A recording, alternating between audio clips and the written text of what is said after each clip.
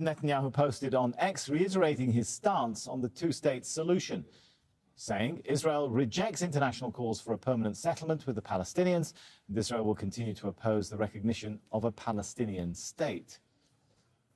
Gideon Levi is a columnist at Harrez newspaper. He joins us from Tel Aviv. And Gideon, for any of us who've been following Netanyahu since the 1990s, I guess it's not a huge surprise that he's opposed to a two-state solution. No, it is a big surprise from those who are surprised. How can you be surprised? I mean, the project of his life was to avoid any possibility of a Palestinian state. Not only this, to avoid any kind of negotiations with the Palestinians. He did anything possible and succeeded, by the way, to put off the Palestinian problem off the table for many, many years now, until came the 7th of October and reminded him that he cannot continue with this forever. But to expect him now to get into negotiations of a Palestinian state is really ridiculous. What is serious is the great opportunity that we are facing now, because we are facing an opportunity, but this is an opportunity of the international community. Israel shouldn't be even asked, because Israel refused for decades, even before Netanyahu, to go for a real settlement. And therefore, the international community, that's its time to say enough is enough. We cannot handle it anymore. Israel is going to a war every few years, destroyed Gaza, and then the international community has to rehabilitate Gaza. It put a risk over the whole world. All kinds of other tensions rise because of the conflict here.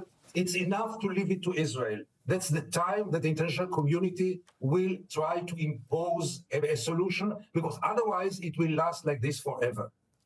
On the point, since you mentioned the international community, it may not be a surprise what Netanyahu has said.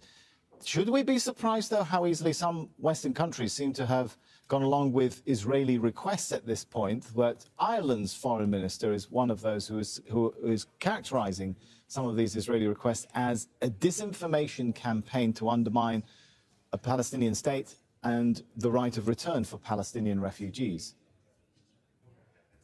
Yeah, Netanyahu succeeded to fool the world for so many years.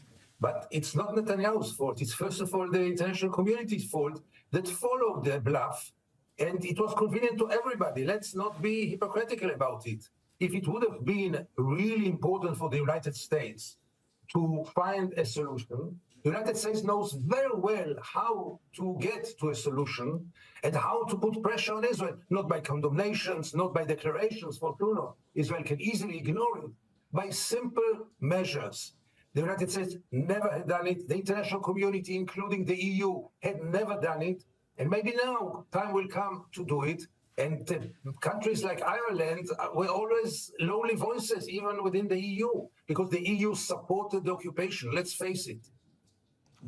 Has Netanyahu's alternative for a Palestinian state been clear? What is the alternative? It's unlikely that he wants to allow Palestinians and Palestinian refugees back in a one-state solution. So what's the alternative to that? Continued occupation and what international and Israeli human rights groups call apartheid in an open-ended manner? First of all, there's no other way to call it but apartheid. It's not only a human rights organization. I mean, anyone who looks at the situation on the ground knows it is apartheid, and there's no reason to ignore it. Yes, Netanyahu really doesn't believe in any kind of settlement with the Palestinians. He doesn't believe in it. The thought is that apartheid can last forever, and this situation, handling the dispute, as he used to call it, can last forever. Here and there will be some crisis. Here and there will be like some carrots, like improving the financial, economical situation of the Palestinians. And Israel will continue to govern brutally in another people of 5 million people in the West Bank and Gaza forever. Why not? We are the chosen people. Let's not forget it. Listening to some of the statements by some of the Israeli cabinet members, looking at several cabinet members joining an event to encourage what they called voluntary emigration of Palestinians, is the idea of mass expulsion and ethnic cleansing becoming a policy, shall we call it, option for this current Israeli government? This is the wet dream of many Israelis, even maybe also not only the very far right, not only the lunatics, but even more reasonable Israelis.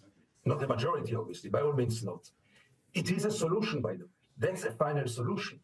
This will put an end to the Palestinian problem. But everyone knows that this will never happen.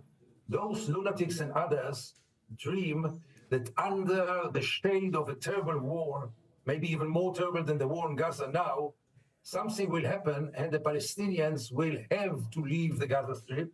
Same thing might happen in the West Bank. Don't forget that they are, for years now, trying to push the Palestinians in the Jordan Valley and in the Hebron Mountains, both the two extreme points of the West Bank.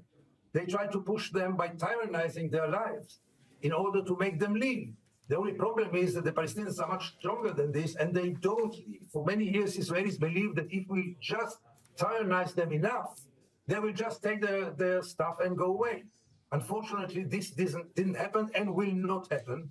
It's only under a total, terrible war when it might happen. Let's hope we will not get there. All right, thanks so much, Gideon Levi, for sharing your analysis and thoughts on that.